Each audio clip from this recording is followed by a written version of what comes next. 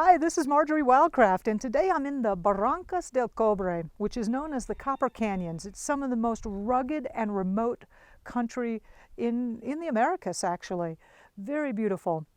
It was an incredible journey just to get to where I am right here. You aren't going to believe it was at least a whole day of flying on 3 different airlines, another whole day of a long train ride, a half a day on a Mexican bus ride, and yes, that is actually just as bad as it sounds.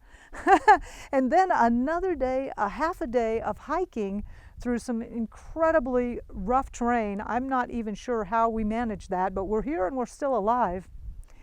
The reason for all of this trouble is to come to spend time with a group of people known as the Tarahumara Indians. And these people live completely off-grid.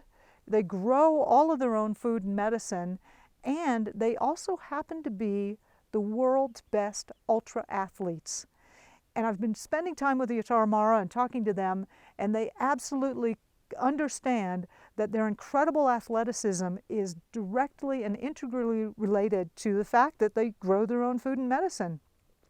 I happen to be at the farm right now of Juancencia, and I saw these apple trees, and I thought it was really great to show you just the simplicity and elegance of how they set up some of their food production systems. It's beautiful. This has been a great year for apples, Juancencia has told me. And it's kind of neat how they've done it is they've planted these trees right in this little, I guess it might be called an arroyo, but it's basically an area where the land comes together and there's a natural drainage of water so that these trees are just naturally irrigated and fertilized by the landscape itself. So they never need to be brought water. The water just naturally comes to the trees themselves. Isn't that cool? This is a great example of some principles that were presented by Brad Lancaster in the 2015 Homegrown Food Summit. He had the 8 principles for welcoming rain and water into your life and landscape. It's also some of the principles that were presented by Paul Wheaton in the 2015 Homegrown Food Summit, where he had a whole lot of other techniques for dry land irrigation.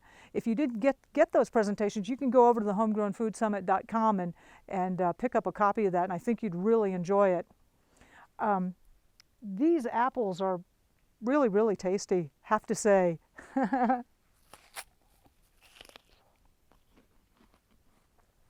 Really good. What a simple way to grow food, huh? This is Marjorie Wildcraft, and I'll catch you at the Homegrown Food Summit.